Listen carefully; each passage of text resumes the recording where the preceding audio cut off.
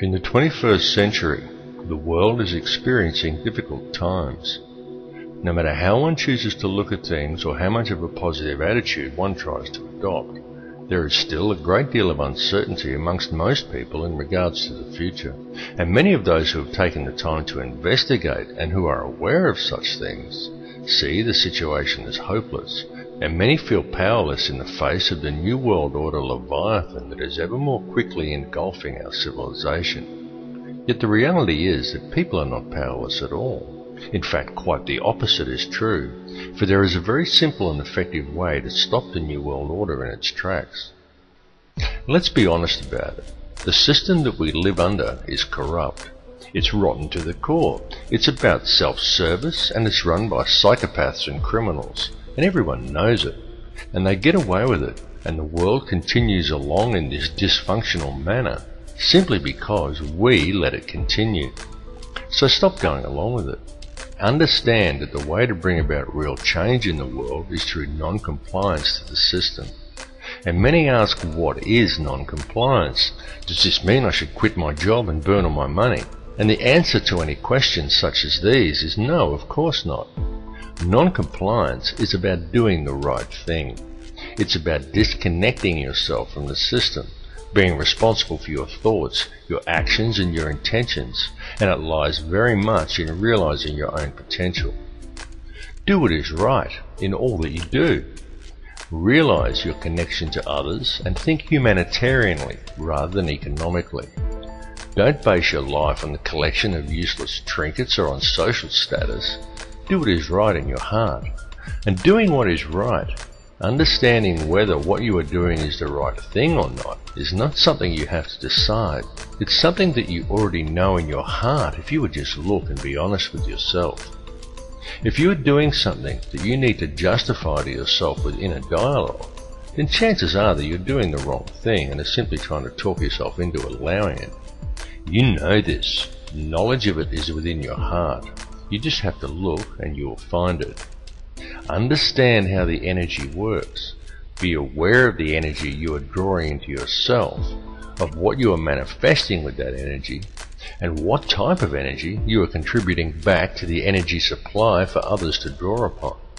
This is truly how it works. Realize your potential as a human being.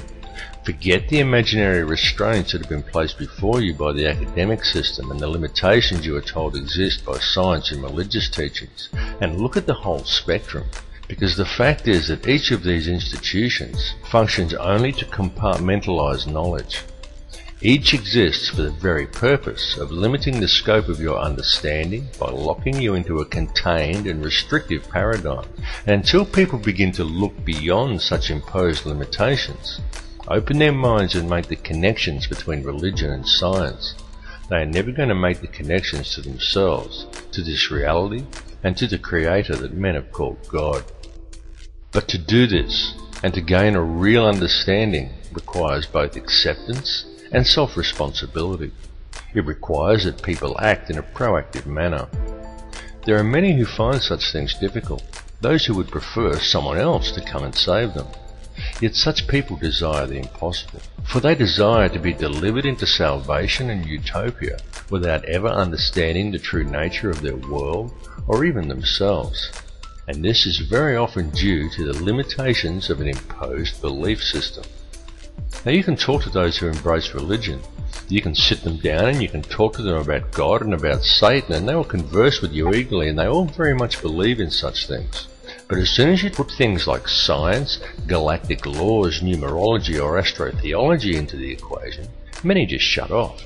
They say it's God's will, and they sit back and they wait for Armageddon. And some will even go so far as to say the pursuit of such higher understandings is demonic. And though on a different level, it's the same with many scientists.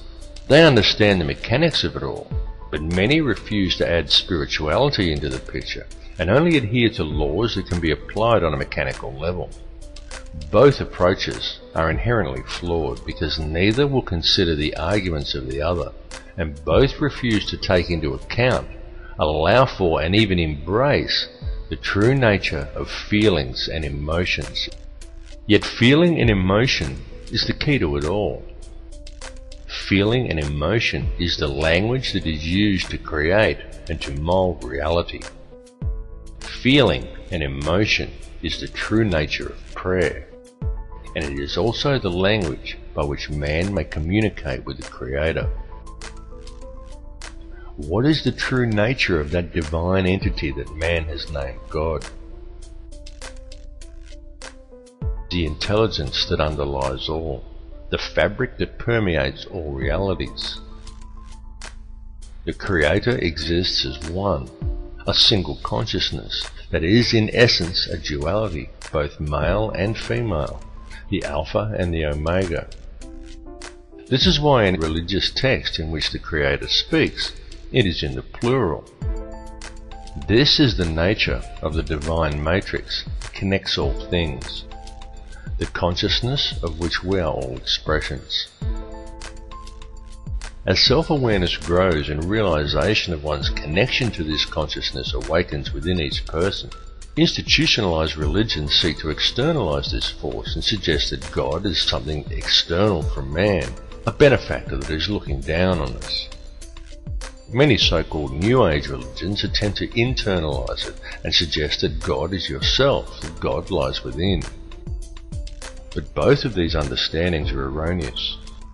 Every being in creation, both you and I and every other person in this reality, is an eternal living soul expression of God, of the consciousness of the Alpha and Omega, just as every soul is male-female in nature. Yet despite this, our world, our species and our consciousness is today rampant with division and distrust that is wholly illusionary and has been deliberately engineered into being. The manufactured creation of an institutionalized society. This has been going on for a very long time, and it has reached extreme proportions over the last century. During this time, man as a species has been shifted so far from his center and so far away from true reality that we have almost completely lost our humanity. We have been trained to be totally dependent upon the system. We have been robbed of our will, of our self-esteem and our independence.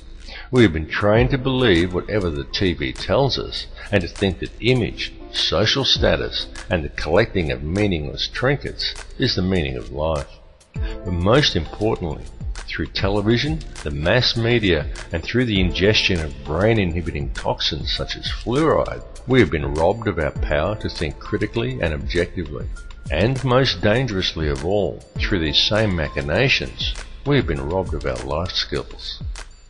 This last fact alone has placed mankind in the most vulnerable position of our entire recorded history. For at this point in time, we are, almost each and every one of us, completely dependent upon a corrupt corporate apparatus for our survival, an apparatus that places profits before people.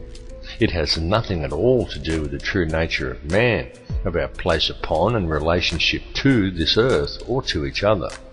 Yet we depend upon it for our food, for our housing, for our information, and even for our entertainment. It tells us what to do, where to go, what to look like, what to eat, how to dress, how to act, and what to think about the world and about each other. And we obey it while the world around us is raped. And if this corporate apparatus were suddenly to fail or shut down, every supermarket shelf in the world would be almost completely empty, and every resource we take for granted as being on hand for our daily lives would be depleted in a matter of just 3 days. And what then? Because if a person from almost any level of modern society was suddenly to be left alone to fend for themselves, there are very few who would be able to survive.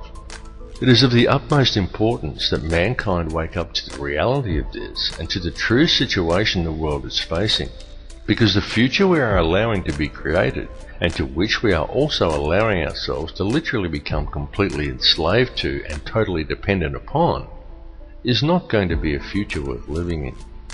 What is required to fix it is for people to re-establish themselves as human beings and get back in touch with their humanity.